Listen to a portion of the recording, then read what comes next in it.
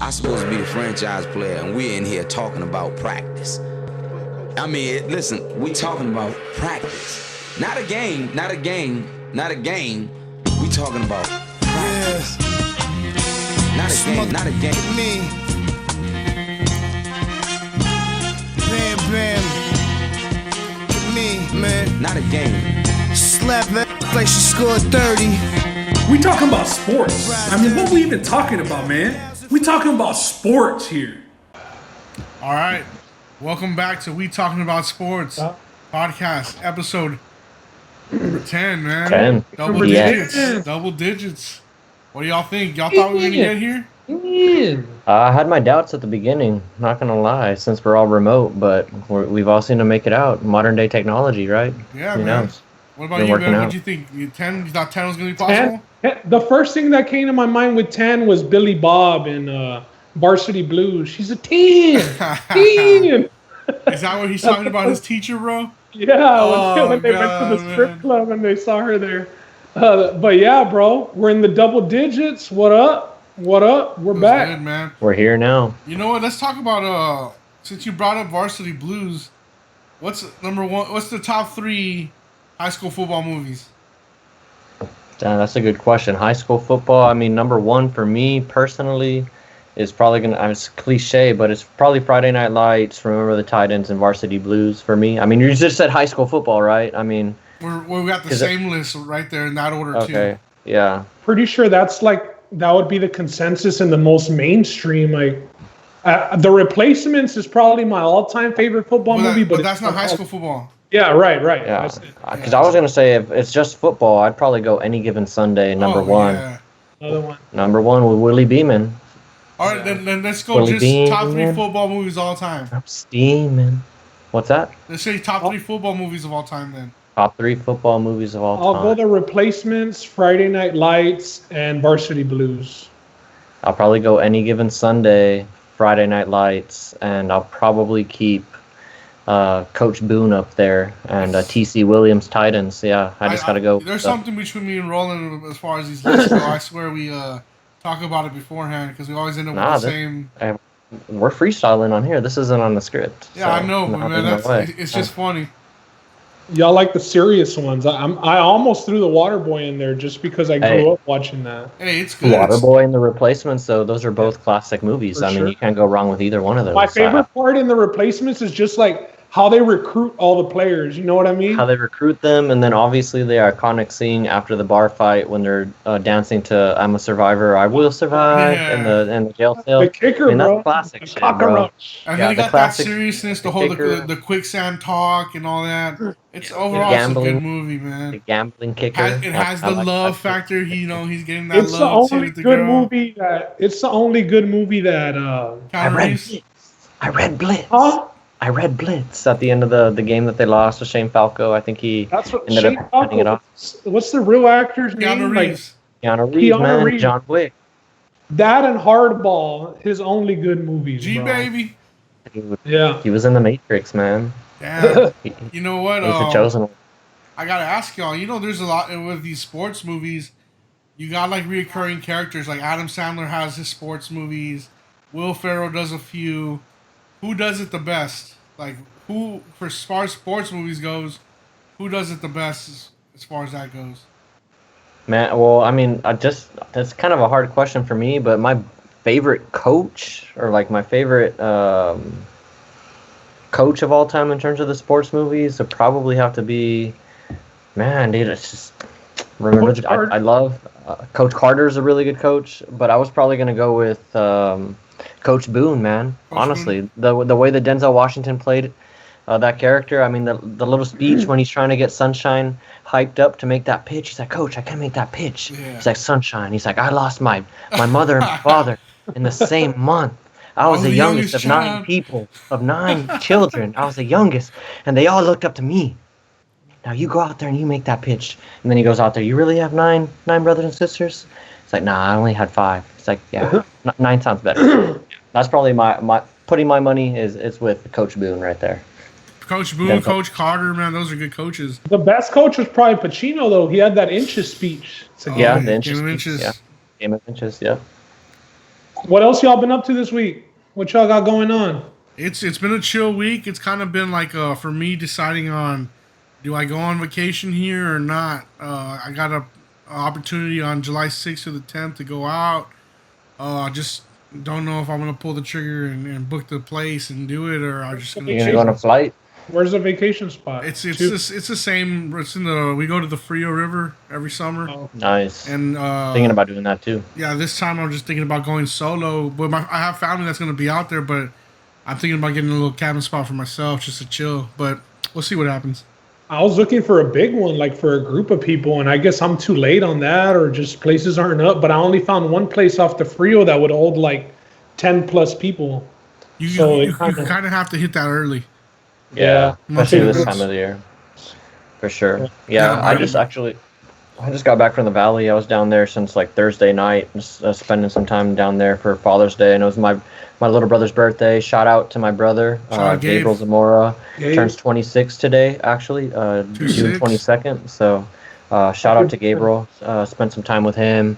Always good to spend time with the family. Had a nice little lunch yesterday. I got to see my uncle and my aunt for the first time since the whole coronavirus thing happened too. So I was happy to see them. And other than that, just been chilling. I was off today also. Hit up the pool. Went up to lunch for my brother's birthday. And yeah, just chilling, man. Just looking forward to another week of more sports. We were all, Ben will probably talk about this a little bit more, but we were all watching that RBC Heritage Open yesterday. It was almost like the Masters on Hey, Sunday speak for on us. that. I 'cause believe we there were- was a Valley guy there, right? Yeah, we were all rooting for Abraham Ansed.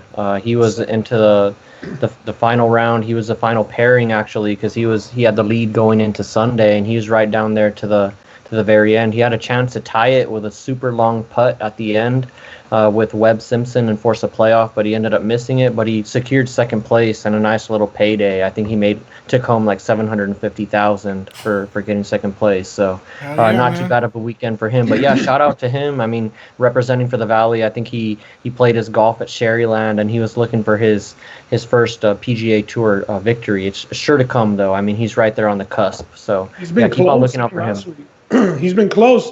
He looked like Happy Gilmore on the putting green, man. I mean, that's pretty much the only reason he didn't win. The dude Yeah. couldn't make any putts, bro. And There were a Webb couple of Simpson short was on ones. fire. Yeah. 3 inches. I know one. He had a pretty far one, and it stopped like inches in front of the hole. So, yeah, I was watching that. We did Father's Day at my father-in-law's house in San Antonio, watching a little bit of golf there. Heavy into soccer, bro. Hey, how's the Soccer's banda? Soccer. Oh, the banda. Yeah, the party Saturday was good. They had a taquiza. They had trompo. They had bistec. They had carnitas. They had the banda there. It was actually the lead singer for the banda had graduated high school the night before on Friday. So Nice. yeah, they were a banda from Austin, and they got them to come down. They were there from 6:30 to 9:30, so they were there for 3 hours. We ended up leaving the party like at 2 a.m. We had a good time. That's cool. Yeah, I had a good Father's Day too with my pops.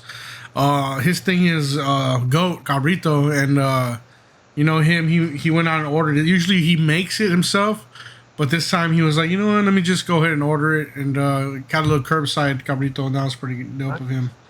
Was it as good as when you guys would make it? Because I know you guys throw down on the grill with what you guys got. It's not as good, but it'll do. You know, it'll do. And for Was it? Yeah. It was done on the Traeger. It wasn't done on the Traeger, Justin. Nah, you know, we don't really do cabrito on the Traeger. We I'm just giving you shit because you got a Traeger. Nah, but you know, the Traeger's reserved for the 6-hour ribs and stuff like that. You know, those kind of things.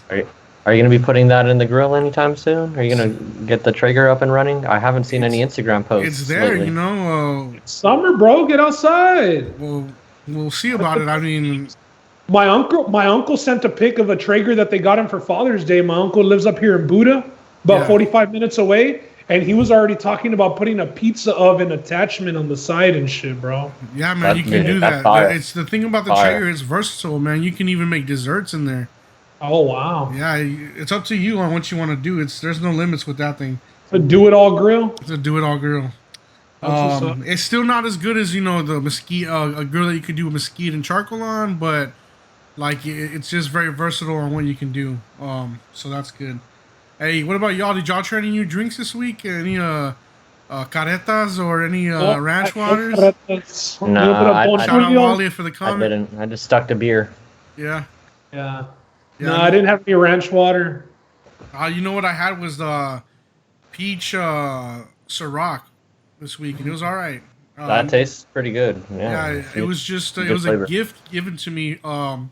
What's funny? This is a funny story. It was given to me for Christmas, and I didn't go to Christmas with my family because, man, I was sick. I thought I had that. I might have had that Rona during Christmas. Who knows? And so then I went to my uncle's house the other day where they have the Christmas event, and there's a gift wrap there and it has my name on it. I'm like, what is this? And sure they still have the tree out too, or what? No, they don't have the tree out. They had it on the shelf, and I was like, "What's this?" with my name, and I go to my cousin. You got me this for Christmas, and sure enough, she was like, "Yeah, I guess we just never they never got it to you afterwards."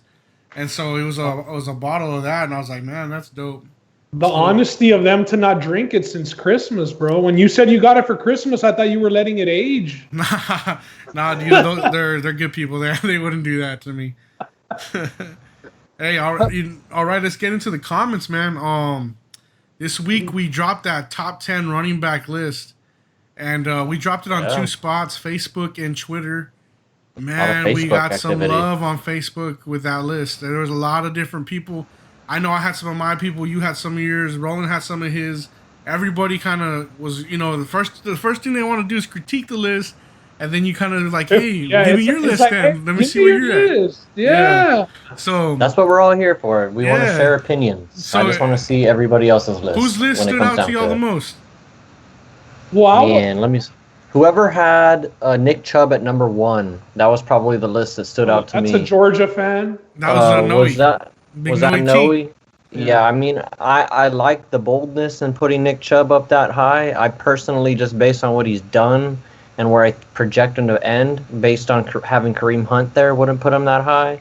But who's to say that Nick Chubb doesn't solidify himself as the number 1 guy in Cleveland and rush for 1,600 yards? He has that kind of talent, I think. So it was interesting to see him, and I think that he took a little page out of Ben's book and just betting on the future with some of these guys, and I think he put Nick Chubb up there. He had Miles Sanders in there too. Yeah, exactly, at number 1, and I do like Miles Sanders. That was one guy I told him you had him outside your top 10. Yeah, I wanted to mention that because I didn't mention last podcast that I had Miles Sanders like at right around 11 or 12. I think he's a guy who could take a leap, but no, he put him in his top 10, so I like to see that guys taking that leap, I guess, and putting them in their top 10 already, expecting them to make that leap. So yeah, that's pretty cool. What stood out to you, Ben, this week? What stood out to me was just a couple of trends of one. I don't think we had one list with Leonard Fournette on it. Yeah, that's a good one. I don't think I saw Leonard Fournette in any. I saw Todd Gurley in one. I believe that was Steven. Steven had Todd Gurley, towards the end of his list. Change of scenery for Todd Gurley, but let's see how his knees hold up.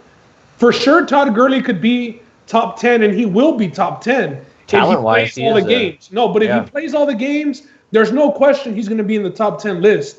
It's just at this point, I don't think that we expect him to play all 16 just because he doesn't do it. And, I mean, they cut him with how many years left on his contract for the Rams? Yeah, and I think that's a telling sign. I mean, they're the guys who were there every day with him, day in and day out. They see Todd Gurley.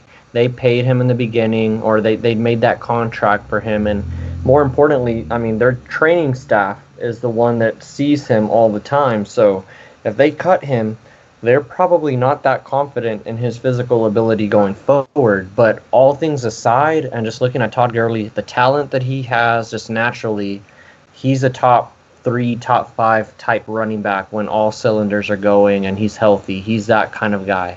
I mean, his best year with the Rams, he was catching the ball out of the backfield. He was a threat, and I mean, he was a touchdown machine. But then you go and look at him and where he's at now in Atlanta. I mean, shoot, he has a bunch of weapons around him. It's going to be impossible to put 8 in the box with the weapons over the top that they have. I mean, it could be freaking open season for him with no eight guys in the box in terms of running in between the tackles and whatnot. But based on what we've seen and his injuries and all of that stuff and the Rams releasing him, I just wasn't that confident putting him that high. But I definitely see the road for him getting there, definitely. And then the other thing that I wanted to comment on before, as far as a trend, I saw a bunch of guys, or not a bunch, but I saw Kamara a little bit higher on lists. I saw Kamara a little bit higher than Zeke on some lists. I saw a favor towards, I guess, receivers, not receivers, but running backs who have that receiving ability also. Right. That do it all kind of a back. I saw a lot of favor towards that too. There was somebody who had Henry at the top of the list, and there was a few who was on Ben's train with the Kenyon Drake. Really, I didn't see that, but that's good to know too. I mean, shoot, Kenyon Drake has a chance to make it to the top 10 as well. I hope nobody listens to me, all right? Because if you play fantasy football with me, and we are going to have a We Talking About Sports Fantasy Football League, and we're only inviting everybody who shitted on Drake. That way I get him for sure. That, and I mean, I just have to throw it out there, guys. Like, if anybody that's like in my real big money leagues is listening to this, I'm not going to give out very reliable fantasy advice. Don't listen. I'm kidding. All things aside, I will give out my best opinion. Just you know who I saw on the list, who I didn't see in anybody else's list, was Le'Veon Bell. Oh, there you go. That's another one. That's a good point. We were doing this. Le'Veon Bell. We were doing this list last year. Would you guys all have Le'Veon Bell in your top 5, maybe? No, last year. Simply for the fact that he was going to be with the Jets. Oh. I would have had him in my top 10. I don't know about top 5. Yeah, I would have had him in my top 10 for sure, just based off of what he did with the Steelers and everything. Because, I mean, he had some really, really productive years for them, all things aside. And even with the suspensions and whatnot, he was a beast. But the fall off, I mean, he didn't rush over 70 yards once this year. I think that was his threshold. So now, if he was with the Steelers still last year, I would have been like for sure top 5. Another thing that I was talking to somebody about when they were like saying about their running backs having, I mean, he rushed over 1,000 yards, and I know that a lot of players don't rush over 1,000 yards, but doing the math, 1,000 yards is about a little bit under 70 yards a game, bro.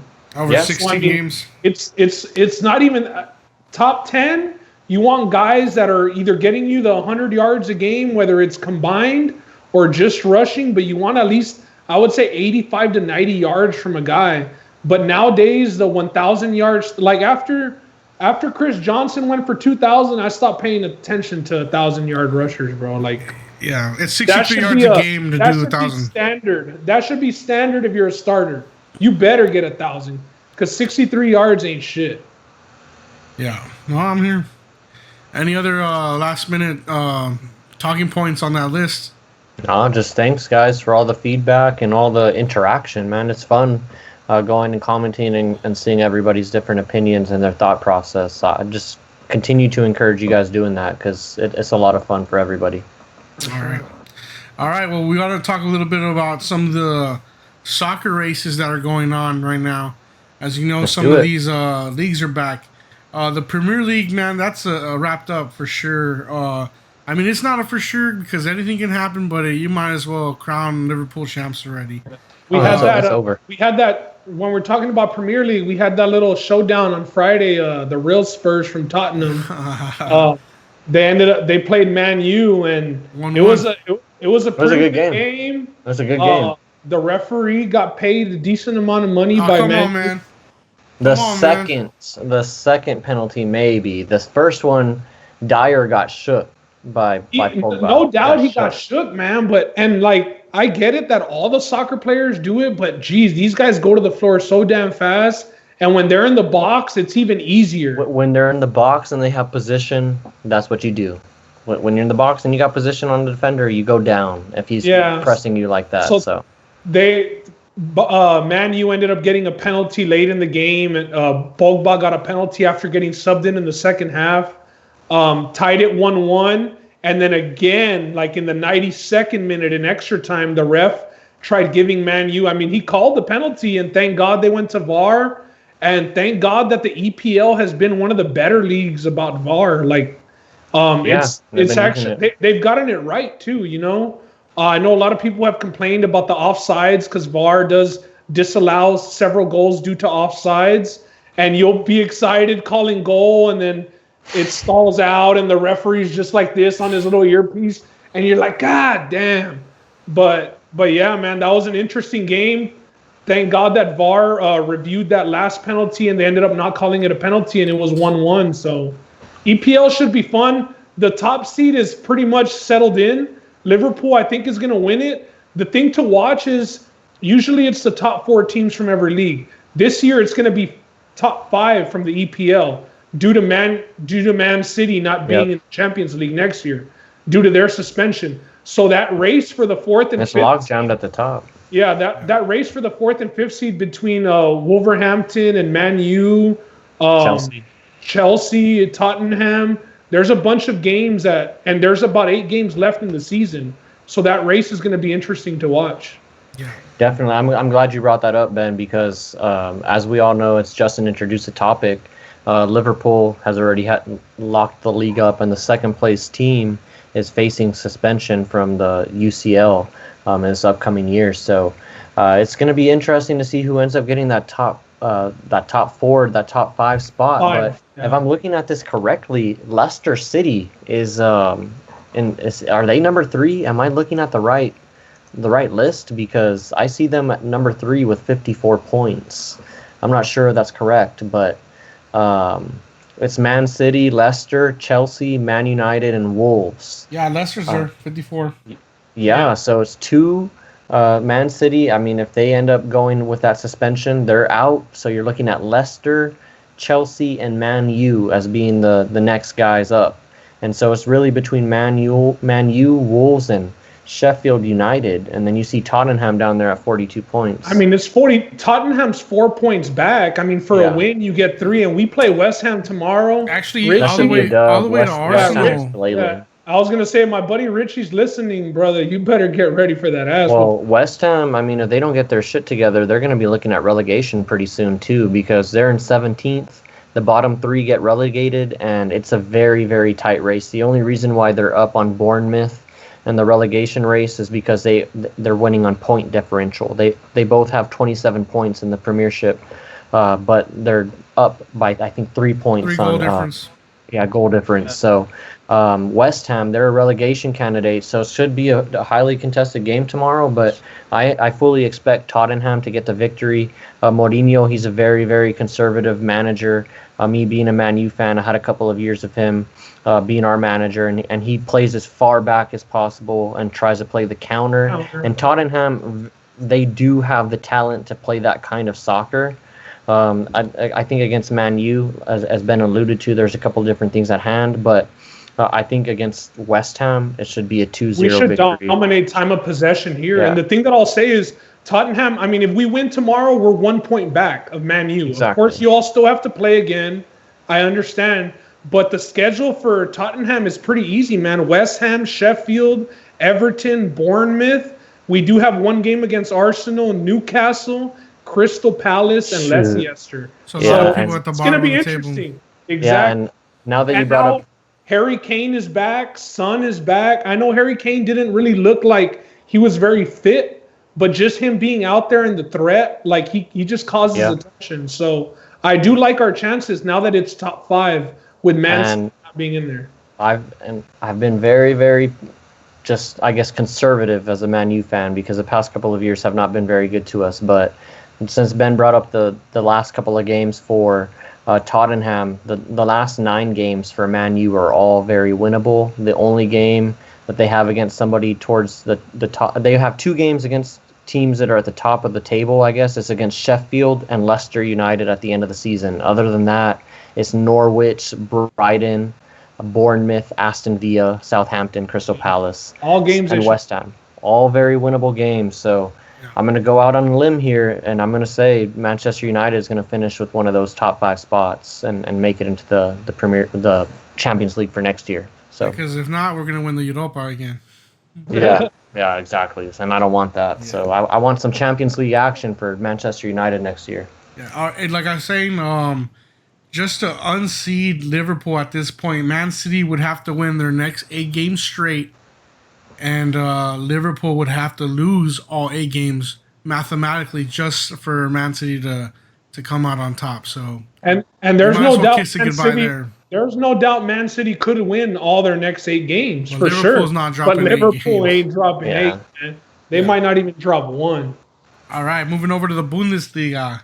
That's wrapped up already. Bayern's got the lead there. There's only 1 game left in the season, and the Bayern's already going to be crowned. I think that's the 8th in a row for Bayern as far as Bundesliga goes. This coming weekend is their last set of games, and like we said, Bayern. I mean, they've been rolling since they came back. They only had like 4 games, and then they have a little 30-day break until Champions League. So in the Series A, it's a 3-way race at the top between Juventus, Lazio, and Internazionale. Each of them with the ability to overtake the other, depending on how that goes down. I'm glad that I saw some life out of Juventus today because they didn't look too good in their little comeback, and I know they don't have the league wrapped up by any means because Lazio's right on their tails. I think before today it was only a 1-point differential between the two. So that's going to be a really close league towards the end. I really want to see how their top 4 other than Juventus shakes out. I think it's going to be really interesting to see who makes their Champions League at the end of the year. Yeah. And here's where it gets real interesting. La Liga. It's the same 2 dudes, the same 2 teams, the people who are always at the top. Real Madrid and Barcelona both sitting with 65 points, 8 games left for both teams. So every game now at this point is crucial. Yep. Nobody can afford to give up a point on the other with 8 games left. And the only bad thing for this race, which I would have loved to have seen, is a Clásico. But we're not going to get to see that because they don't face each other in the last 8 games. That would have been nice if maybe it was, they're having to play each other and here's a chance for one to get 3 above the other. Unfortunately, we won't see that. But that's a race to look forward to if you're a soccer fan. The La Liga race is at an all-time high. It's hot. Who are you taking? I like Real Madrid. So. I know. That's what I was about. I'm about to look at the table and just see what exactly is the standing, because neither one of those teams should, unless one of them plays Atletico, I don't see them losing any of their games left. To win the La Liga, I probably have my money on Barcelona. Just because, I don't know, it's tough because both teams are both respectively remaining, or they're still in the Champions League race, both teams, I think. I think Real Madrid still matched up against City, and Barcelona has a matchup against Napoli, if I'm not mistaken. Barcelona also plays Atletico on the 30th. Yeah, I like Barcelona for the Champions, but for La Liga, I like Real Madrid. Yeah, and you'd have to think that's where Real Madrid would be putting all of their chips, because that's probably what they have the best chance at winning when it comes down to it at the end of the day, between Champions League and La Liga. And I think we were talking about this one of the last podcasts. You just have your teams focusing on one competition, or just putting their eggs all in one basket in terms of what trophy they're going to win that year if they don't have multiple lined up. Yeah. Hey, Benzema has been pretty good as of late, man. I know I have a couple of buddies that are Real Madrid fans and always hating on Benzema, but he's been pretty good as of late. Big Ben's number 9. Yeah. Hey, just so y'all know, today there was an MLB vote with the Players Association for a 60-game season. It was voted no, 33-5. Man, and starting to get a little bleak here for the MLB, man. I'm starting to think we're not going to have the season that we thought. Well, the commissioner, of which I'm surprised he hasn't enacted yet, and which, quite frankly, I think he should have done maybe about a week or 2 ago. He still has the trump card, I guess, in terms of he can just enact he within the CBA negotiated terms from the last negotiation, or I don't know how long this has been in there, but the commissioner, if there's a disagreement on something like this in terms of the games and whatnot and these special circumstances, he can enact an automatic 48 to 54 game season, and you just have to fucking show up, and there's nothing that you can do about it. So there's a tweet, I think, from the president of the MLBPA a week or 2 ago after one of their proposals got shot down. He just pretty much just said, just tell us where to play and win. Really? Like, we're done negotiating. Just tell us where to play and win. But they've gone forth with these negotiations, as you just mentioned. The last one that got shut down with that 60-game season. The MLBPA, they actually proposed a 70-game season prior to that, which Manfred, as soon as he saw the proposal, was like, I told the MLBPA that 70 games was impossible. So they're still at an impasse. But like I just said earlier, I think Robert Manfred at this point should just be like, look, if you guys want to play, we're going to do this 54-game season. It does not matter. We're just going to play, and you guys have to. You're contractually obligated by the CBA and the collective bargaining agreement that we agreed to play, no matter what, no negotiations. So I think that's his last step, and I'm surprised he hasn't done it yet, but I think he needs to. Hey, Roland, I'm glad you brought that up. My question is, do you know anything about the salary schedule that would happen in a situation like that? Or what? It'll probably be prorated. I don't know the full extent, but I do know that it's a 54-game season, and there's no negotiation because they already have that built into the CBA. I can look it up if you guys are very interested into the salary breakdown. But super interesting. I'm interested just on the basis because I want to know. Hey, if y'all can't get it together with these making a deal, well then what's the end all be all? What's the number? You gotta think that's why the players. I don't think that they'd want the commissioner. I mean, you gotta think that's why they're pushing for 70 and not 54, because at 54 it's gotta be. It's a couple $100 million, or not $100 million, but it's a lot. There's no real math on how much is going to be paid. It's just that it's a 54-game season. It's no negotiation. Robert Manfred has the power to do that. But the other thing, I don't know if you guys were seeing, that Robert Manfred was throwing around the players was like, look, if we don't play that universal DH, that's out the window. Like I don't see how that's like a viable negotiation piece, because the universal DH I think is a positive to the game universally. I think it should. It should be there already. So I don't know why you're throwing that around as like a leveraging piece to make this happen. I think you just need to do your job as a commissioner and be like, look, guys, we've already done 30 proposals. We're just going to this 54 games. You have to play. Let's do it. But I think the larger thing at hand is, how are they going to handle the coronavirus and all of that stuff? So, of all the commissioners in sports, is Manfred starting to look like the worst? I mean, I'm not going to say that he is, just based on the circumstances that he's having to deal with. Like, Goodell's looks stupid without corona being an issue. True. You know what I mean? Like, and he just looks good now because football hasn't started. Yeah, and I mean, they handed down sanctions. I know everybody already forgot the Astros cheated with all this BS that's been happening. And now there's a lot of Yankee talk about them cheating too. They came down on the Astros. They came down on the Red Sox. Like, can they really be mad at Manfred? I mean, if there wasn't Corona, there was going to be a full season. I don't think that you got to, send him to the bottom of the commissioner list just based on these circumstances that we're dealing with. Well, just on the inability to get the deal done is what I'm trying to get at. For sure, man. But I mean, it's if you know that at the end of the day, you hold the last say based on what Roland gave us on the terms of the last contract. Why are you really going to give in if it's going to be, 54 games regardless? Yeah. I'm just to answer your question, Justin. He probably looks like the worst right now.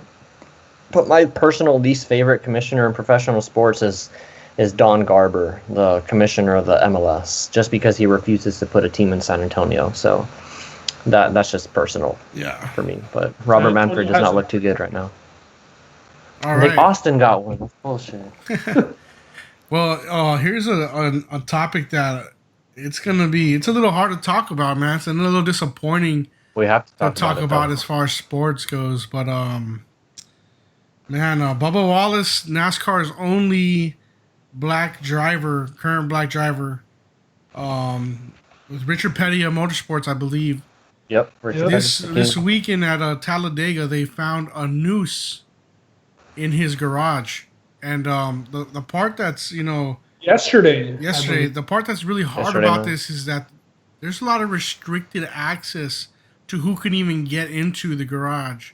So if it was somebody that is in his garage, it's part of his team, or someone who had access to the garage that's inside the NASCAR circuit, man. Yeah. And it's just sad when you're trying to move forward as a country, and you're trying to move forward in sports, and you got situations that are happening like this, man.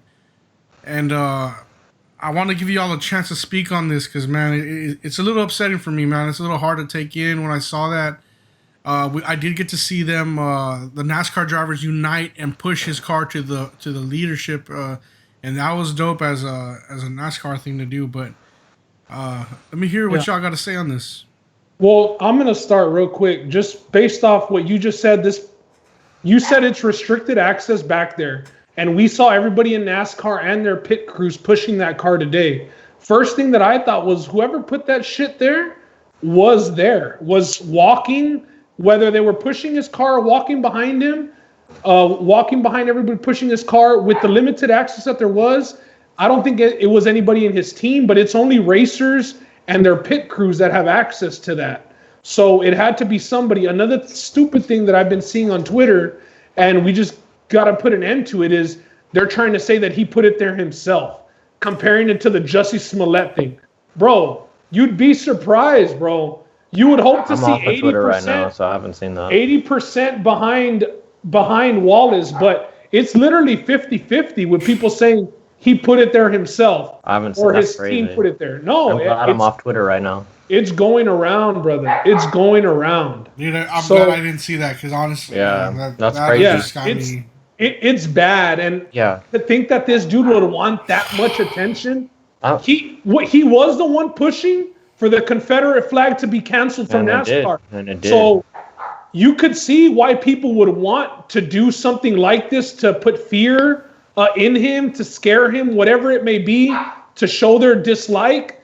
And they were saying if NASCAR doesn't release the video, because you know that there was cameras in the garages, if they don't release the video of who it was, then Bubba Wallace did it himself. Just bullshit, bro.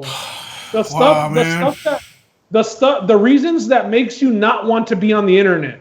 And that's because today when he put together united or something like that, when everybody was pushing him, man, I clicked on his post and I looked at the comments, in his comments section, and bro, it's brutal, man. I mean, it's terrible. It's terrible. It's clearly a problem. This guy made a change in NASCAR, and here are the repercussions. Last weekend, they flew a Confederate flag over the NASCAR racetrack on a plane. This weekend they did it. They did it yesterday. This weekend outside the tracks. Yeah, just due to them NASCAR.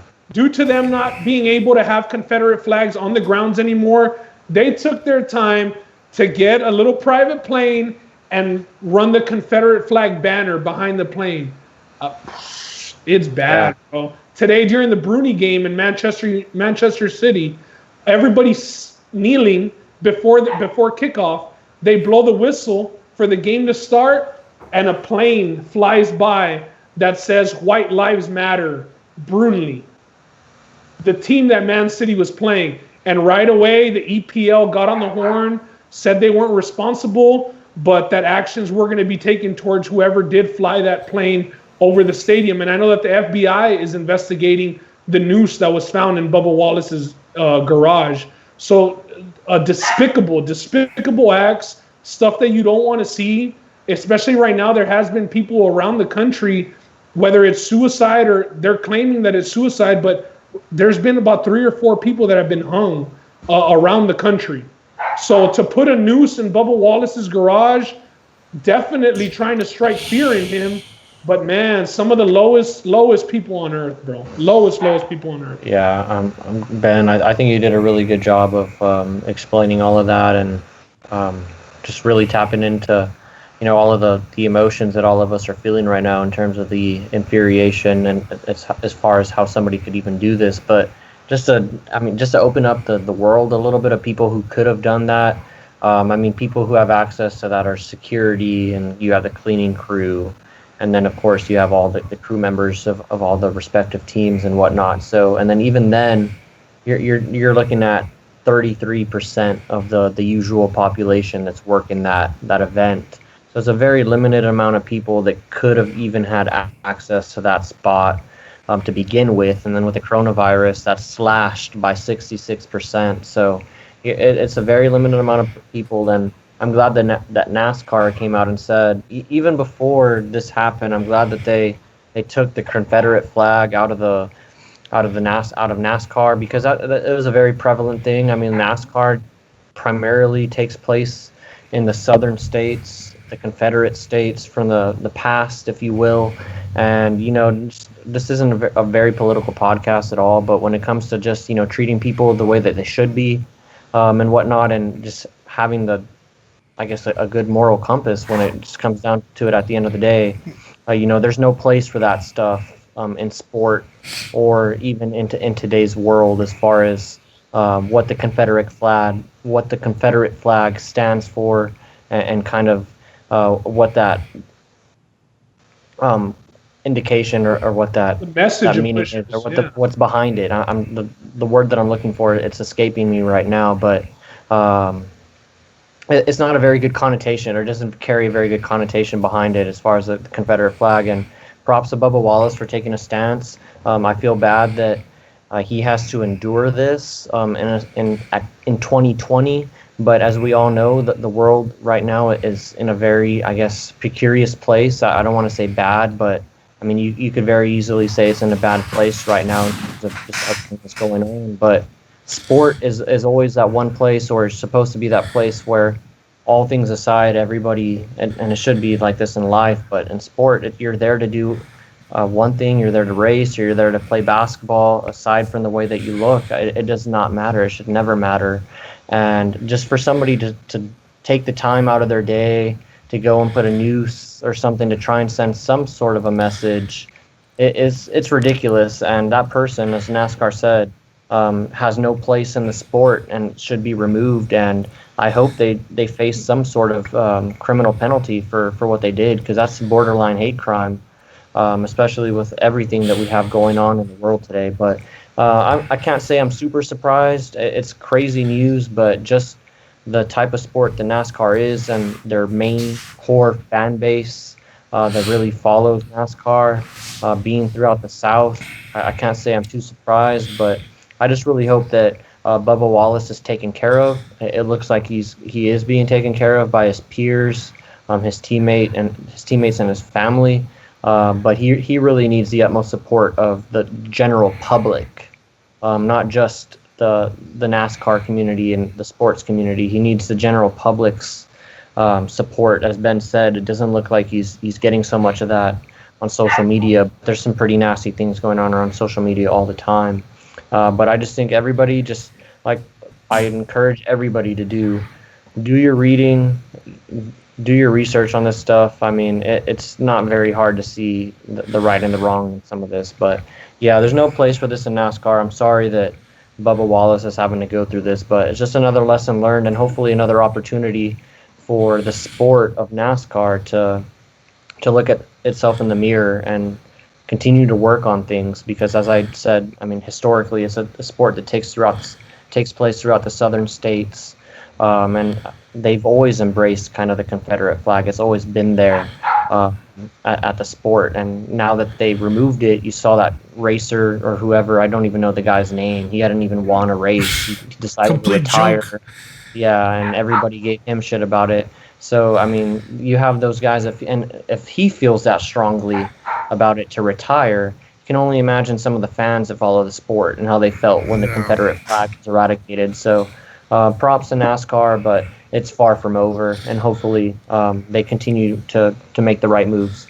Yeah, I just hope they find the guy. He's the only black driver, bro. That's clearly a sign just to get him out of the sport. And to scare any other African American who either looks up to Bubba Wallace or just loves driving cars and aspires to be a NASCAR driver. That's just trying to push him out, man. It's terrible. It's bad. It's a very bad look for the sport. NASCAR has been behind Bubba Wallace, and by removing the Confederate flag and acting, but this is bad. This is bad, and it's within the NASCAR community, because those are the only people who had access to the garages. So yeah, I mean, I just hope they find the person who did it and and he gets fired for being racist, man. I mean, that's just what I hope happens. That's what it comes down to. Bubba Wallace should be celebrated because this is your only diverse racer. This shouldn't be happening to him. For sure. But I'm glad y'all gave your pieces on it. And I thank y'all for that.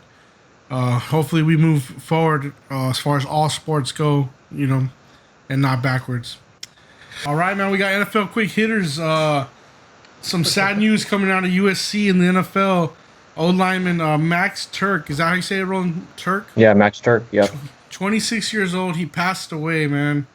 The cause of death unknown, right? Yeah, and man, just shout out to his family. Hope y'all are okay, and it's a sad situation. Yeah, 26 years old, man. Got to touch on it, real quick. Just rest in peace. Max Turk. I mean, he was a well-known college offensive lineman at USC. I don't think his NFL career was is celebrated, I guess, but that doesn't really matter. But yeah, rest in peace. Cause of death is unknown. Hope his family's doing well. Another thing, Dallas Goedert, tight end for the Eagles, was sucker punched, and this was in South Dakota.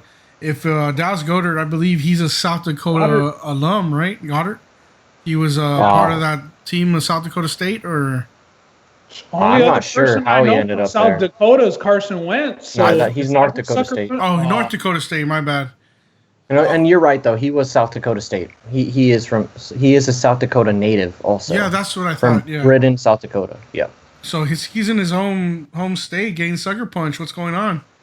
Video was pretty bleak and nasty, actually. I mean, you see him holding off or trying to restrain one guy, and then out of nowhere, like the headline says, he gets sucker punched into another dimension. Like he just completely just went lights out, unconscious, had to be rushed to the hospital. Thank goodness he's okay. And apparently the perpetrator got arrested today, and they're working on pressing charges on him. It's just a nasty event.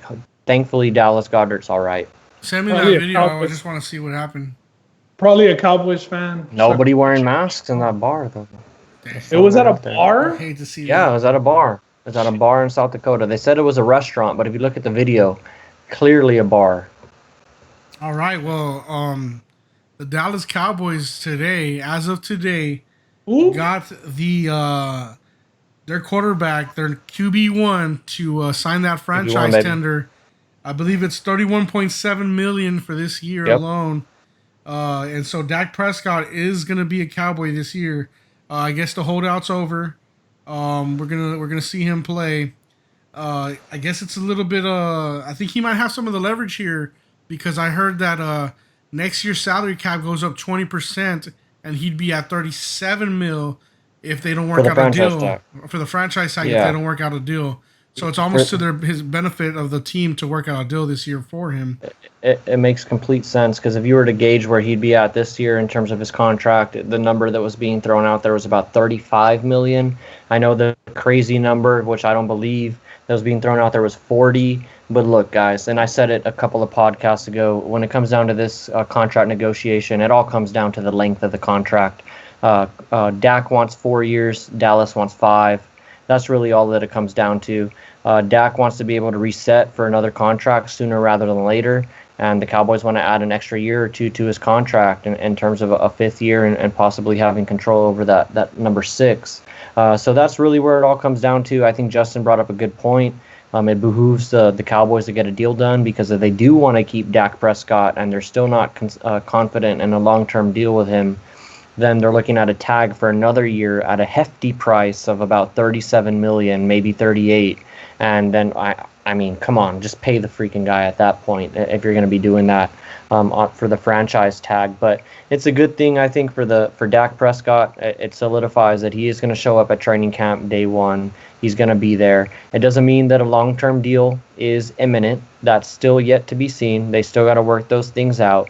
But at least we know Dak Prescott, he's going to show up day one. The Cowboys have a pretty good squad in terms of the weapons that are there and them being pretty top heavy. They have some pretty talented guys.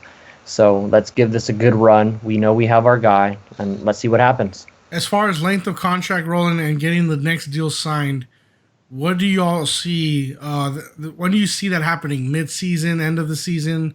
The Cowboys are gonna, play this Look whole out. Why would they gamble on himself. Why would they do it mid-season if he missed the playoffs last year? You're gonna sign him. You're gonna sign him to a big deal mid-season, and If he's doing No, good. I'm asking when do you foresee the signing of a big contract? I here? think you're right, Justin. I think it would come in sometime during the season. They're obviously not going to get it done. I think they got it done now because they don't think that they're going to get to an agreement. But I'm getting confidence that the number, I think, is solidified between the Cowboys and Dak Prescott, whatever that may be. It just really all comes down to the length of the contract and the 4 versus 5 and who's going to budge on that. And so if that's the true deal breaker for Dak, I don't see why the Cowboys don't lessen up and just do the 4 years for him at an agreed upon number. So I do see this deal getting done eventually. I think it's going to be done mid-season once the Cowboys get off to a great start. Yeah, like the 3-0 start they got off to last year and ended up 8-8. Yeah, sign him after a 3-0 start and end up. The contract got signed. Do you know why it got signed? Because there might not be an NFL season. And if the tag is signed, Dak's still going to get paid. What's he going to hold out? He's going to hold out for a season that might not happen. I think Dak was smart. I think his agent was smart, a lot smarter than Zeke's agent. And Zeke still got paid, though. No, he Zeke held got out and got paid. Yeah, no, for sure. But he didn't hold out during Corona. I mean, we're not 100% sure that there's going to be an NFL season. If there's not an NFL season and Dak was holding out, is Dak going to get paid anything? If there's not an NFL season and Dak signs the franchise tag, is he going to get his franchise money? Yes. Personally, I think that it was just a smart move by Dak. The best thing for him would be to get a deal done as early as possible during the season. If their season is as cupcake as it was last year, and I know everybody was talking about Kellen Moore's new offense when you all started off 3-0 last season, playing the Giants, Redskins, and Dolphins. Threw for 5,000 yards, so he did, but with an 8-8 record, what does that have to say? Honestly, like, no, yeah, for sure. I'm just saying, if you're not making the playoffs, you shouldn't be making top quarterback money, bro. It's just that simple. So it definitely benefits Dak to get the deal done as early as possible. Like I said, another 3-0. I know that they were even trying to get that deal done last year when they started off 3-0 pretty quick. They were like trying to get it done. It didn't happen. I know Roland threw a number at us about the Cowboys having the most players being paid over $20 million. Yeah, they have 3 guys that are currently going to be paid over $20 million. That includes Dak with the 30. And then, as I mentioned, with the Cowboys and potentially having a good shot this year, they are very top heavy, so they have the most players in the league that are also getting paid over $10 million. So, I mean, it's a very, very top heavy roster. And when you throw in, just all things considered, what they have on their team and what they just added in terms of CeeDee Lamb and what they've done in the draft and whatnot, and all things aside, this is a team that, man, this is it, man. Like, if you don't do something good this year, two rounds deep in terms of if you're not in the NFC Championship game this year, in my opinion, my humble opinion, I know Tim Hasselback earlier shot this down a little bit because there's an article saying that the Cowboys needed to go to NFC Championship or bust. And I'm kind of on that article's side. Even though we have a new coach, we still kept the same offensive coordinator. The roster is essentially the same, if not better. We're healthy this year. It needs to be NFC Championship or bust. I'm not even necessarily saying win the NFC East because I agree. You can still lose the NFC East to a good Eagles team and get into the playoffs. You need to win 2 playoff games, get to the NFC Championship game, and you're solidified as a team in a roster, I think. But as far as getting the Dak deal done, I do think that if they get off to a good start, they're going to get the deal done, I think. Even if that's the right thing or not, because as Ben did mention, we did start, and I'm saying we because I'm a Cowboys fan. The Cowboys started 3-0 last year, and you know how the season ended. And if they would have paid Dak a lot of money after that 3-0 start, and you see the way the season ended, the Cowboys would be catching a lot of flack right now in terms of, hey, you got that deal done, what's up? So it's a tough, tricky situation. I still do think the optimist in me is saying that the deal is going to get done in the middle of the season. But just based on all things that have happened and the fact that the deal's not done yet, It still doesn't give me a warm and fuzzy feeling. So I'm gonna say it's like a 70% chance the deal gets done in the middle of the season. But this is also a 30% chance that this turns out to be Kirk Cousins 2.0, and Kirk Cousins, and you know what happened. Kirk Cousins is not on the Redskins anymore. So that's all I'm going to say. All right. Let's keep it with the Cowboys. Yeah, okay. Go for it. That's what I was about to get into. Jamal Adams is trying to get to Dallas. He has a 7-team list, but Dallas is at the top of his list. Whoa. He's not trying to get to Dallas, Justin. There was a lot of teams on the list. 17 lists, I just said it. That a Dallas fan asked him, when are you coming to Dallas? He's not necessarily trying to get to Dallas, Justin. He's just trying to get the fuck out of New York. Well, I believe the article we pulled said that he said, I'm trying. Yeah, because that's what the fan asked him. And I think, as Ben said, I think you replace that team and that question with any of the 7 teams that were on his list. If it were the Ravens, the Chiefs, I think the Texans were on that list. I think Jamal Adams is going to say, I'm trying to get out. And just looking at it realistically, as I just mentioned, with the Cowboys being extremely top-heavy, their contract situation being tied up at the top of the roster with so many players, and they already gave up a first-round pick to get Amari Cooper. The price on Jamal Adams to get him out of New York would be hefty, beyond belief, and it would not benefit the Cowboys, in my opinion, to bring him over. I think Jamal Adams, top-notch player. I think he has a Hall of Fame career trajectory in terms of the way he started his career, and if he continues on that path, I think he can find himself there. But in terms of the Cowboys getting him over in a trade, I think it's highly unrealistic, but still pretty cool to see that in the video, that he's not afraid to say that I'm trying to get the hell out of wherever I'm at right now. Like, he has not minced his words about that. He does not want to be in New York. That's a fact. For sure. I don't think anybody wants to be with the Jets at this point. Yeah. Might catch mono. And like Roland said, he's got several teams on his list. I think if a Texans fan would have asked him, hey, man, when are you coming to Houston, or are you coming to Houston, he would have said, I'm trying. As a Texans fan, I know that it's not financially possible for us. My hopes aren't too high. I think the Cowboys are in the exact same situation as me. And I think Roland sees it in the exact same situation as me, where it's just not possible based on the way that the structure of pay is on our team. So I'm not getting my hopes up. It was nice to see our team on that list with all the slack that we've caught from our coach/GM, that, you know what, player was still willing to go and put the Texans on his list. Yeah. If anybody's going to trade off 3 years of first round pick for Jamal Adams, it's going to be Bill O'Brien, bro. He's not afraid to do it. But the thing is, I don't see him doing it. Honestly, the thing for Jamal Adams. No, I mean, I hope, but my hopes aren't high, brother. And I'm not getting excited over this. Like, I'm being realistic. Let's get the crystal balls out. I mean, do you think, and I'll make this easy because there are 7 teams on the list. Do you think Jamal Adams is in a Jets jersey, or is he in another team's jersey to start the season? Jets jersey to start the season, but he's gone somewhere in the mid because he's disgruntled. Yeah, I say Jets jersey to start the season. I'll say Jets. Have all the leverage. Look, the time to trade him was the NFL draft, bro. After it got past the draft, then the Cowboys didn't have a chance. Honestly, if I was a Cowboys fan, I'd rather have Jamal Adams and CeeDee Lamb, just to be straight up. Of course, it would have taken more than that 17th pick. It would have probably taken that 17th pick or a first rounder next year. But the thing is, I would have, especially as the Cowboys, where we need secondary, we need defense. Did you just say we? We? You say we? Hey, Ben, what's up? You're part of the team now. Hey, awesome, dude. Up. Ben's a Cowboys fan. Nah, hell nah. Nah, I see it. You just admitted it, cuz. Listen, quit trying to mess up my point. But I'll send you a jersey tonight. Shit. The point was, bro, that if the Cowboys were going to get it done, it was going to be at the draft. The guy has 1 more year left, and then the Jets are going to pick up his 5th-year option, so he's got 2 years left with the Jets. If they want to franchise tag him after that, that's up to them.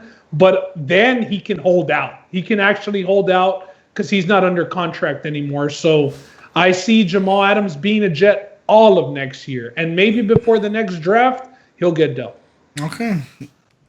All right, let's get into our breakdown. This week we're going to break down one team, and it's the team that got a lot of followers who follow this team. It's the Denver Broncos, AFC West they team. were actually they were the first. They were the first fans to start chiming in that they wanted to see their team broken down when we first started the season breakdowns. Easily, it was like 5+ fans that were into the Broncos breakdown. Very yeah. And one guy that I got to shout out before we get into this, and I will give his synopsis before we even get into ours, is Mondo Obregon. Mondo, he's one of a good friend of the podcast.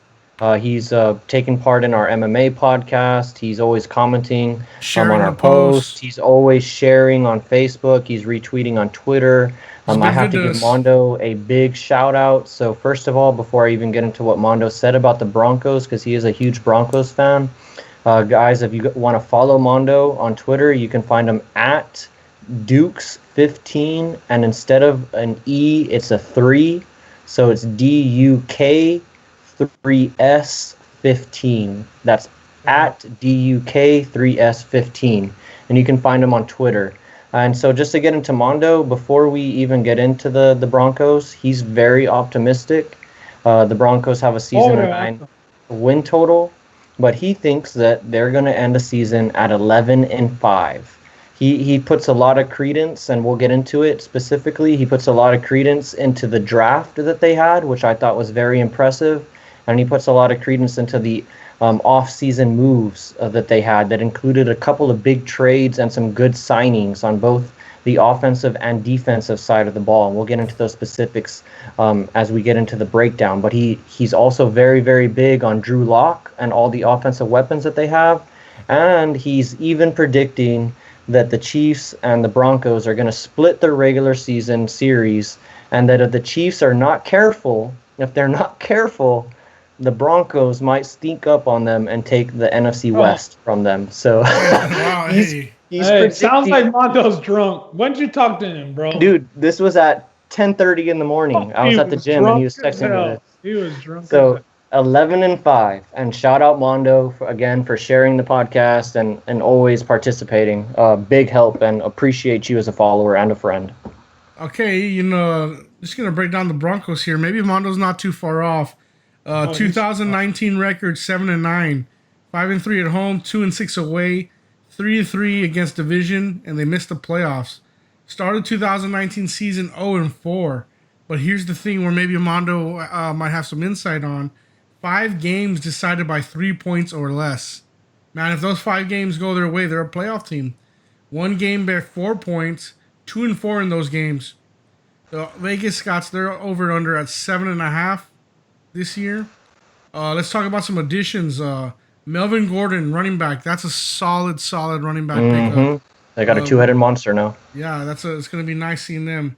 Graham Glasgow, AJ Bouye off a trade, Jarrell Casey, and they drafted Jerry Jeudy. We all know what Jerry Jeudy can do. KJ Hamler, that's another good receiver. Penn State, yep. Yeah, Michael Juma, I'm going to butcher this one, Ejumade, the cornerback. Solid cornerback, yep. McTelvin Agam, the defensive tackle. Lloyd Cushenberry. Natane Mutai, the guard. Some of their losses: Chris Harris Jr., that's a big loss. Emmanuel Sanders through a trade. Derek Wolfe.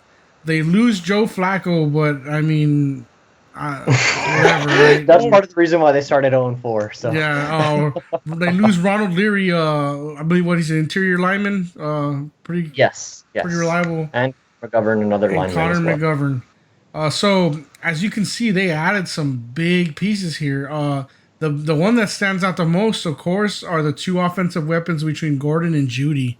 Those are big additions to the offense. Those are points on the board right there. Those are big moves. And then the other 2 that I really, really like were the trades. They got AJ Bouye from the Jaguars, and they got Jarrell Casey from the Titans, both on pretty much fire sales. Beefing up the defense and the offense they did. They got Jarrell Casey for a 7th rounder.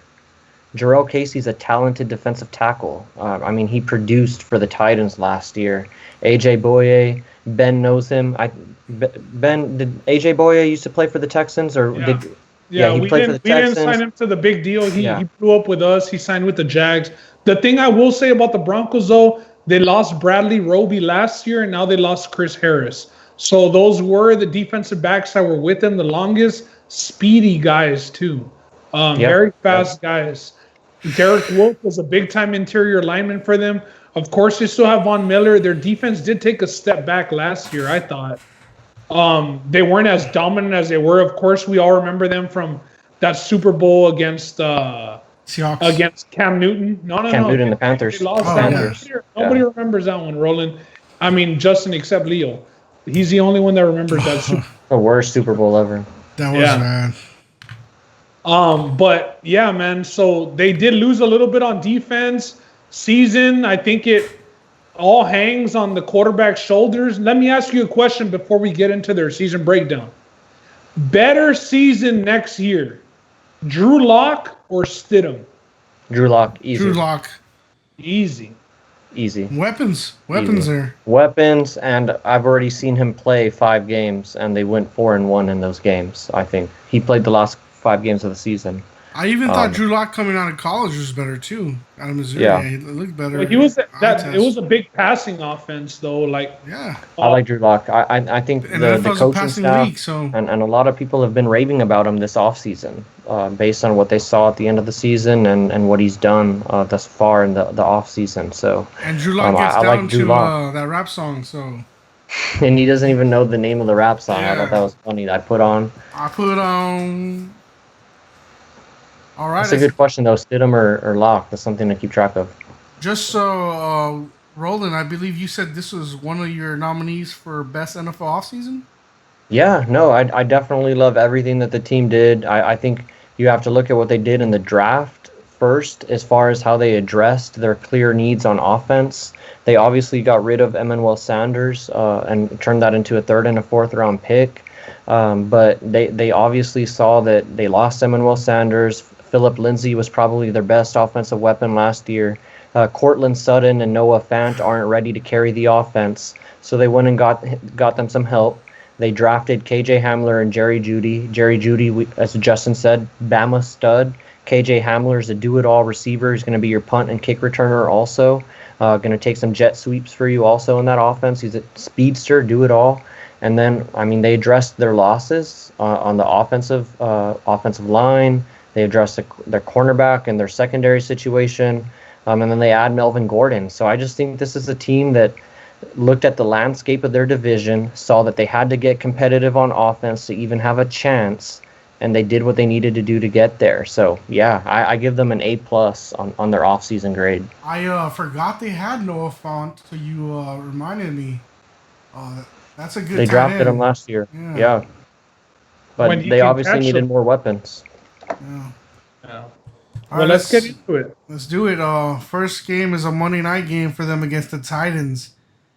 That's prime time. I believe that's the second Monday night game, right? There's 2 Monday night games that week. Yeah, they're the nightcap. So they're the second of the 2. And Yeah. Titans I'm a- defense. Yeah, it's a loss. I think the Titans and Mike Vrabel, if you give them time to prepare, it's the first game of the season. It's a big game. We saw the Titans play good in pretty big games last year in the playoffs. I think that they're going to establish Derrick Henry. They're going to control time of possession, and give me the Titans 20-10. This is Ben. I just didn't get to tell you this is a home game for the Broncos. Yeah, with no Yeah, fans. I'm gonna take Broncos at home to open the game up, or open the season up with a victory on Monday night.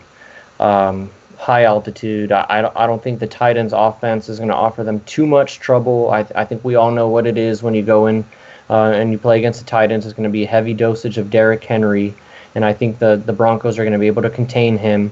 And I think they're going to be able to eke out like a 17-13 or 17-10 victory. So give me the Broncos.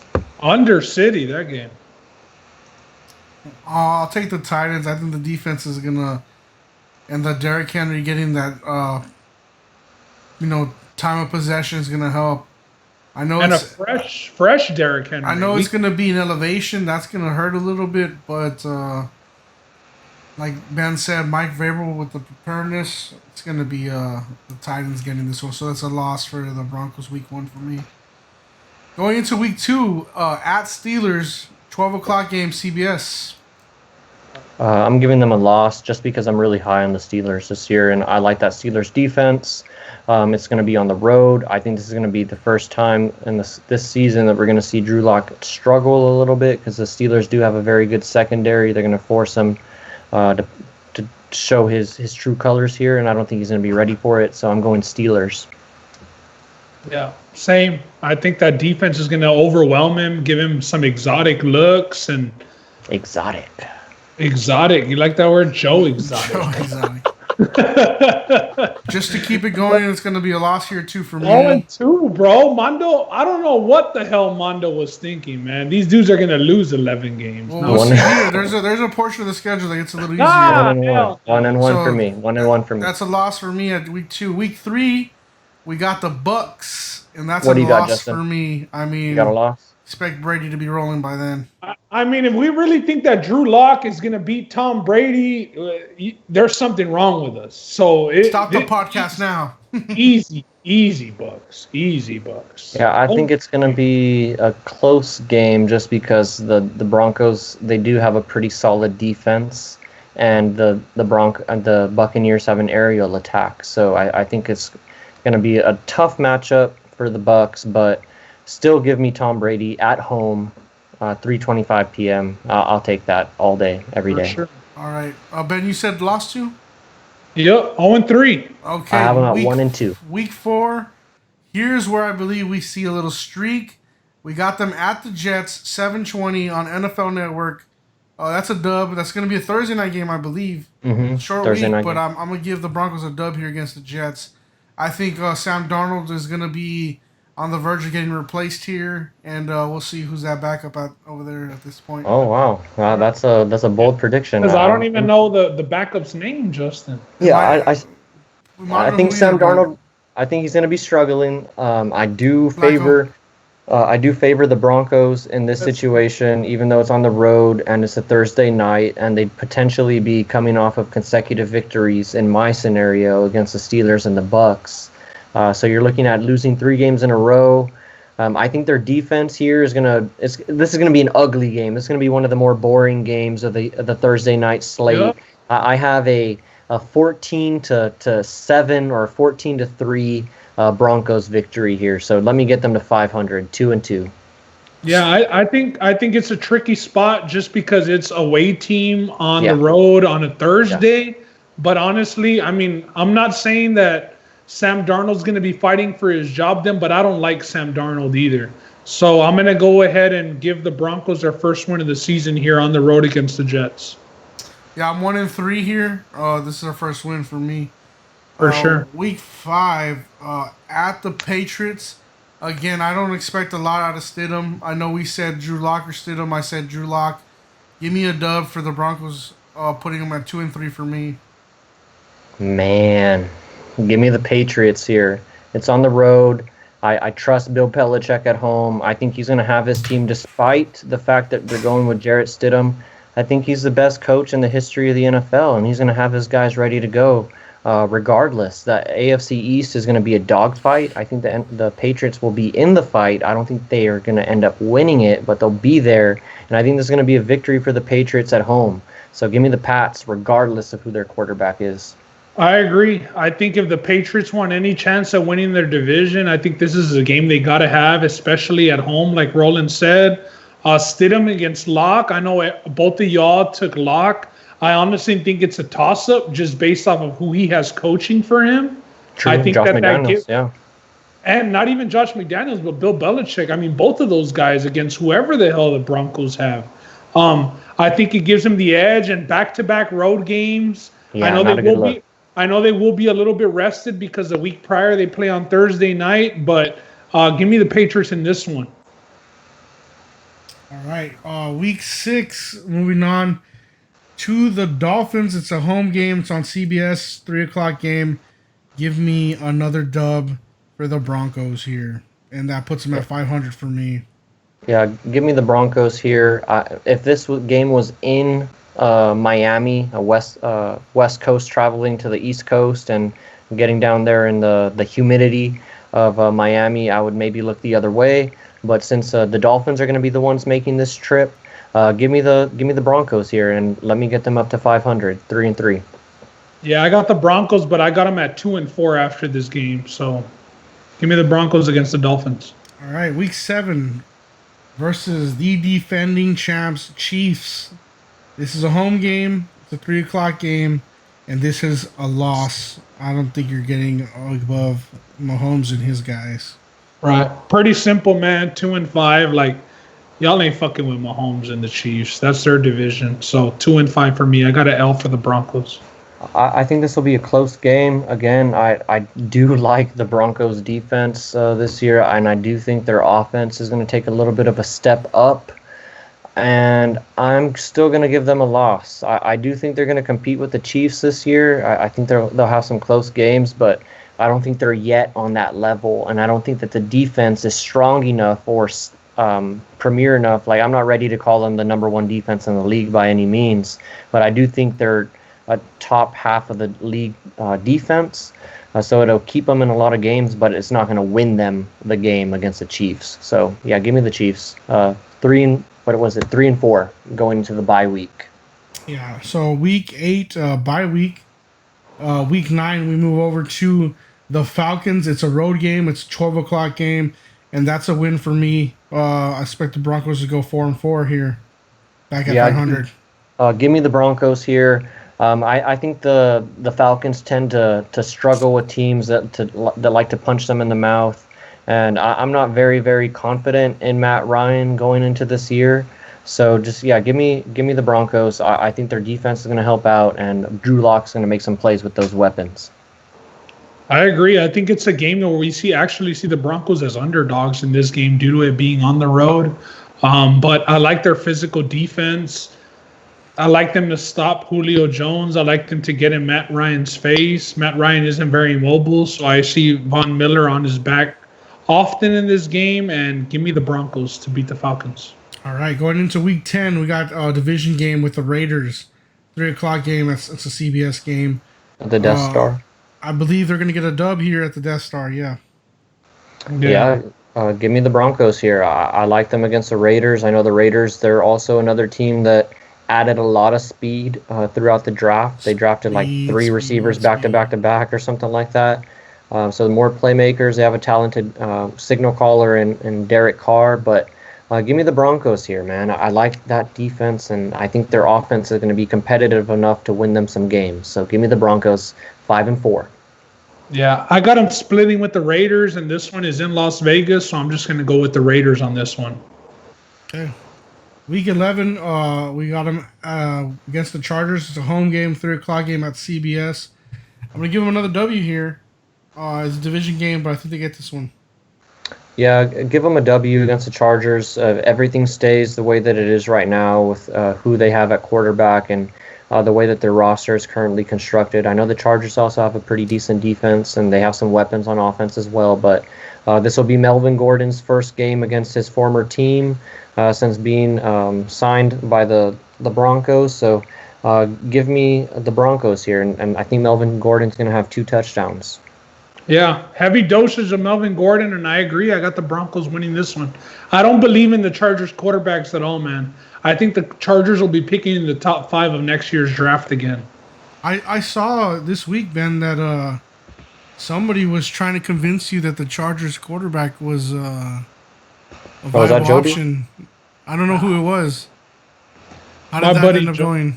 My buddy Joby, well, he got tested for COVID. That's how that shit ended up. And let's keep the HIPAA stuff. Yeah, HIPAA, bro. HIPAA. We learned last week with Zeke.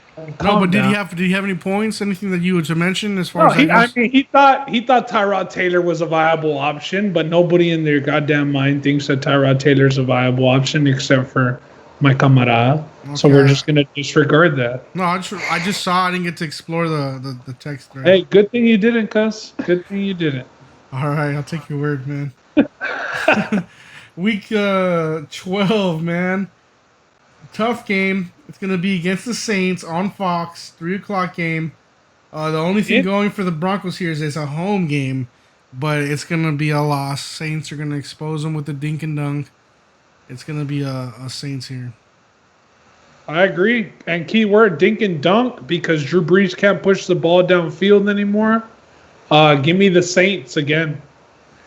Yeah, give me the Saints here. The only thing that gives me a little pause is that this game is going to be taking place outdoors, away from the dome, in the elements. That we all know the Saints tend to struggle a little bit there, especially Drew Brees at his advanced age, and playing outdoors does not favor him.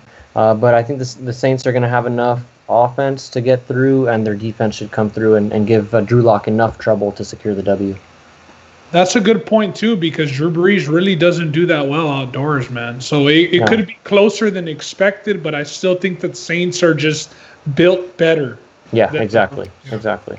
All right, next game. Again, you're going at the Super Bowl champs' house this time. You're at the Chiefs. You're at a night game. It's Sunday night prime time. This is going to be the L for me. L for love? It's a L, baby. 6-6. I got him at 500 at this point. Was that L for love, Ben? Yeah, everybody love everybody, Ben. Nah, man. I know Mondo thought that they were going to split with the Chiefs in his little breakdown that he sent us, but I'm going to have to disagree with him, and I'm going to go the Chiefs here. I think the Chiefs are going to sweep the season series between the Chiefs and the Broncos, and the Broncos are just a little step below being on their playing field. They need to make a couple of more moves to get there. Agreed. Right, Ben, that was your L, right? That's you're not gonna speak on that one. No, I thought I made it very clear. That was an L for love. I just for the audio listeners, I just wanted Ben to say. Hopefully, everybody's watching the YouTube for those signals that Ben's throwing out right now. And for the audio listeners, Ben said loss for them. And I'm not throwing up bloods. It's just the L, baby. Okay, you're crazy. Week 14. At Panthers, man. 12 o'clock game. Man, this is a iffy 50-50 game for me. Just to be conservative, I'm going to give them a L, though. Yeah. Go ahead, Ben. I agree, bro. I mean, I think that this is going to be a very tightly lined game. Then again, we don't know where both of those teams are going to be at that point in the season with only 2 games left after this. But I think Teddy Bridgewater is a better quarterback than Drew Lock. I think Christian McCaffrey is a better running back than Melvin Gordon and Philip Lindsay. But I'm just gonna go with the Panthers here. Give me the Broncos here, and honestly, I just think it doesn't even come down for me to who's the better quarterback. I just think the Broncos have more weapons, flat out, than the Panthers do. I mean, you're gonna have to throw the ball and hand the ball off to McCaffrey every single time. And this is gonna be Week 14, so I expect there to be a little wear and tear on Christian McCaffrey by this time period. And I mean, again, who else are they throwing to? Is Steve Smith still their receiver? I don't think they have Kelvin Benjamin. I can't name one receiver for the Panthers right now off the top of my head. DJ Moore. I'm sorry. And Curtis Samuel. DJ Moore and Curtis Samuel. I'm sorry to disrespect. I was blanking out. I've had a little bit to drink. Those are 2 very decent receivers. No disrespect. But I like the Broncos. Take a step up. I like the Broncos' weapons, and I apologize to DJ Moore and Curtis Samuel because I do think you guys are good receivers for sure. Yeah, DJ and Curtis, y'all listening, we're sorry. Yeah, exactly. I'm sorry. Hey, even though Christian McCaffrey is the best receiver on your team, DJ and Curtis, it's all good. But give me the Broncos here. I think they have more weapons. I like Jerry Jeudy. He's a Rookie of the Year candidate for me in the AFC. So give me the Broncos here. All right. Week 15, a flex game, I believe. It's versus the Bills. Nice. Time is not to be decided yet. Station has not been decided. But we got the Bills. It's a home game for the Broncos. And I think this is a loss. Giving me them at 6-8. I think whoever scores a touchdown first wins, bro. And complete toss-up. Honestly, complete toss-up. I don't expect Josh Allen to do much against his defense as far as passing-wise. The game is in Denver. In Denver. Yeah. I'm just going to give it to Denver because I've been an asshole to them for most of this breakdown. So I'm going to go with Denver, but complete coin flip game. Yeah, I think this game's a coin flip. I think I forgot what podcast it was that we did a season schedule breakdown that I took the Bills just off the credence of how much I love their defense. It's one of my favorite defenses in the league. It has been for a while. If this game was taking place in Buffalo, I wouldn't even blink. I would take Buffalo in a heartbeat. I think that's a horrible situation for Drew Lock to walk into in December, Sunday flex game. Bad look. But it's in Denver. I do think it's more of a toss-up game. And I hate to be super optimistic, but give me the Broncos here. I think it's a toss-up. They're going to be at home. And how much different do you think the weather will be, though, from Buffalo to Denver? Well, I'm not even talking about the weather. I'm talking about maybe at this point in time there will be some fans. The Buffalo does have a very, very good and historical home field advantage. They throw dildos on the field. I mean, how can you get over that? That's crazy stuff. They do. That's happened. I'm not just saying that. I thought you were going to bring up the tables. I know. No, and they throw their babies through tables. I mean, they do all kinds of crazy shit, man. I mean, it's a historical fan base. It's Bills Mafia for a reason. So, yeah, if it was taking place in Buffalo, not even batting an eye. The Broncos are losing 45-0. Or maybe not. They're 24-0. But at home, it's a 10-3 victory for the Broncos. Drew Luck is lucky there won't be any dildos being thrown at him. Did you just call him Drew Luck? Drew Lock. He said Drew Lock. Yeah. No, he said look. No, he said Drew Lock will be lucky that there's no. Hey. No, but he said luck, not lock. He's thinking Andrew Luck. He's out of the view. You could run it back, bro. You could run it back later. You're wrong, just. I'm going to run it back and I'll show you. All right, week 16. Oh, who's messing up now? The Chargers. At the Chargers. This is a dub for the Broncos. They're going to get the Chargers here. It goes 7-8 for me here. I think this is a little trap game for them. I think they're going to be thinking about the playoffs. They're going to be thinking about trying to solidify their spot and looking forward to the last game of the season, kind of. So I'm going to give them a loss here. I think it's going to be a little tricky. The Chargers, they have a good defense. They have weapons. Austin Eckler, Mike Williams, Hunter Henry, Keenan Allen, who was on a lot of guys' top 10. I don't think we mentioned Keenan Allen got some respect from people on their top 10 receiver list. So give me the Chargers to get the split with the Broncos here. Yeah, I think the Chargers have weapons, but they just don't have anybody to get the ball to those weapons. Fair enough. So I think that this is the one team that the Broncos do sweep in the division. And I got the Broncos winning this game as well. All right, week 17, last game of the season for the Broncos here, and it's against the Raiders. Yeah. And I'm going to give them a W here, and they're going to go 8-8. I'm at 500. I got them with the dub here. I had them splitting with the Raiders, and I had them losing in Las Vegas and winning at home, so I got a W for them here. What's your season record? I'm going to do the math as you give your pick. Okay, so I actually think they're going to sweep the Raiders here. I don't have too much confidence in the Raiders going into this year, particularly on the defensive side of the ball. I don't think they've answered that question of giving up Khalil Mack. Although 2 years ago when John Gruden entered the building and traded him off to the Bears. So I'm going to go with the Broncos here, and I'm going to have them ending my season breakdown at 9-7, but I can see them finishing at 8-8 as well, because there's a toss-up game or two. I got them at 7-9, and not that I would recommend an under or an overplay, but I just got them at 7-9. I think they're pretty unknown, and I think it's just going to come down to what we see from Drew Lock. And Ben, I'm glad you brought the word unknown up. There's a lot of unknown commodities with the Broncos as far as their new additions. How are they going to fit with the Broncos? On paper, as I said, it's a great offseason. They look good on the offseason, but they still need to go out and perform on the field. So for me, at least, I just need to see these guys that they added perform. And that comes down to the draft. And as Ben said, it also comes down to Drew Lock. He needs to perform. I have them at a pretty optimistic 9-7. I mean, I gave them a sweep over the Raiders, and I have them pulling off a victory against the Panthers and the Bills, which I think is a toss-up game in both scenarios, being the Panthers and the Bills. So I don't think this is a over-under candidate that we will be possibly recommending for the following or for the We Talking About Sports podcast to take as a consensus, just because I think I had them at 9-7, and I said that was pretty optimistic. Ben was on the conservative side at 7-9, and Justin had them at 8-8. So the key word that we brought up with the last season breakdown is variance. You don't like there to be too much variance in terms of, hey, I have a number that's set at 7. How crazy or what scenario takes me to 7 or past that? And here we have a number that's at 7.5.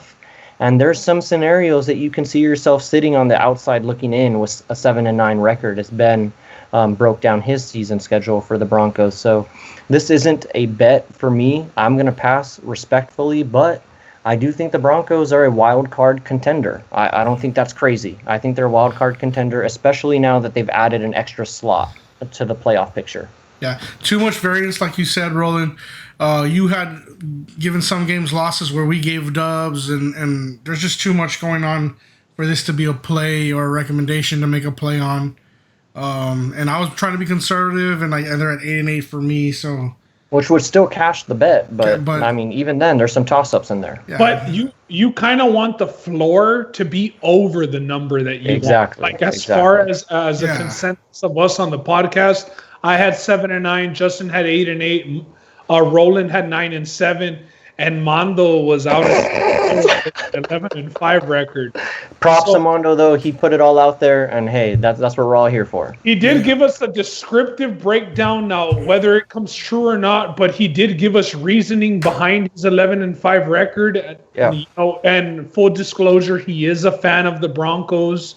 So take that however you may. But like they said, the guys, you kind of just want the floor to be over the number that is set at. And you kind of all want to be on the same channel. Like, you don't want somebody under, somebody right on the mark, somebody a little bit over. So if this number was at 7, this might be a good bet because our floor was at 7. Because you could push. But 7.5. Yeah. And I think had we seen a full season of Drew Lock, we would feel a lot more comfortable. Absolutely. I know you said he was 4-1, but I mean, it's only 5 games. It's not even half the season. And it was towards the end of the season when they were out of playoff contention. So I think this is a very telling year for the Broncos, big year for the Broncos, whether Drew Lock is going to be their guy going forward or not. We've seen them trying a lot of different guys, from Brock Osweiler to Paxton Lynch after Peyton Manning was there. So Blackwell, we'll see. I mean, John Elway kind of has, I think he has a grip on what he wants and what he thinks the team needs. So I'm interested to see a full season of Drew Lock. Same here. Same. It's definitely going to be a lot more interesting to watch. They were one of the teams for me that whenever they would come on Red Zone last year, I would just flip the channel or I would go to the restroom or do something, because there really wasn't much to watch on the Broncos offense last year other than Phillip Lindsay or the occasional jump ball to Cortland Sutton or something. So definitely a lot more to look forward to for casual fans of the Broncos like myself and diehard fans of the Broncos like Mondo. So, yeah. Absolutely. Yep. All right, well, that's it for our NFL breakdown this week and our NFL quick hitters and NFL news. Guys, anything else you want to plug before we end it tonight? No, I guess really Ben mentioned it earlier. I do want to give another shout out again to Ron and his dad and his family's podcast, the PVT podcast from the Valley. This Professional Valley Talk. I know they do live YouTube. Poodle Valley Talk. Yes, and they have a nice little forum where they all just casually go through the topics and talk about one another and give their opinions on there and go through different topics. I know Justin mentioned they had some Tejano legends, or they usually have Tejano legends on their broadcast for interviews. So yeah, just shout out to Ron. I mean, that's not something that you had to do, but you made sure to plug us, and I really appreciate that. And thank you to everybody that shares and retweets and everything and comments on the Facebook posts. Much appreciated. I love it. Yeah, that's a really good podcast. They do a live podcast over the weekends, but his dad actually, being in the music business, hosts Tejano legends for the most part, and some of the names he's had on the podcast, man, and the insight he gets, the questions he asks. If you're a Tejano fan, I know maybe not so much our age group, but the elders, who grew up with the Tejano, man, it's cool to hear about the music industry and what's behind it.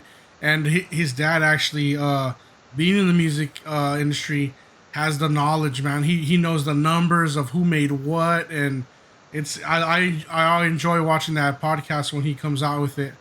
So I was a fan for the most part. His pops has interviews dating back to Selena, man. Like he interviewed Selena in her trailer, so he has footage of him doing it too, man. It's cool. Yeah. Definitely a legend in the game, and I mean we appreciate the shout out on their podcast, and we're gonna be having Ron on here soon, whether it's for a UFC or for maybe our Cowboys breakdown that we haven't gotten to yet. We're saving the best for last. Ron has strong opinions, and we'll definitely have him on here, man. Yeah. And we'll have him on here after he's warmed up. All right, man. Well, that's episode number 10. Thank everybody for who's been part of the podcast, who's listened in, who's shared, who's commented. Y'all keep us going, and we appreciate everybody that's been a part of this. Big appreciation to you, Roland, and you, Ben, for putting up with me every week and everything that we do here, man. I appreciate y'all. Tough, bro. I ain't gonna lie, it's tough. Yeah, somebody's got to do it. Yeah, someone's got to do it. And I'm glad it's y'all, man. Anything else you want to plug? Anything? Your Instagrams, your socials, anything y'all need to talk about? No, I'm good, man. Honestly, just look out for the podcast. We started dropping them in segments. The little YouTube clips come out on Facebook. Justin's been really good about that, and keep on looking out for the Spotify, the Apple link, the Apple Music links, and all that. And we're gonna keep it going, man. Let's take this to episode 100. Let's get to triple digits. Oh, all right, let's go. Yeah, any suggestions? Also, we're open. Like we said, we recently started dropping the podcast in segments just due to feedback that people had been giving us, or us just seeing that people weren't hanging out for a whole 2-3 hours. So in segments, hey, you might listen to this segment, whether it's 45 minutes to an hour's worth on Wednesday, the next segment on Thursday, whatever it may be, man. We appreciate everybody tuning in. We appreciate everybody that listens, all the feedback, everybody who's participating in our MMA contest. I know the standings are getting a little bit closer. It's never too late to join. But yeah, we're about to get out of here, get on some 2K. All right, take it easy. I'm supposed to be the franchise player, and we're in here talking about practice. I mean, listen, we talking about practice. Not a game. We talking about practice. Not a game. Me. Bam, bam. Me, man. Not a game. Slap that like she scored 30. We talking about sports. I mean, what we even talking about, man? We talking about sports here.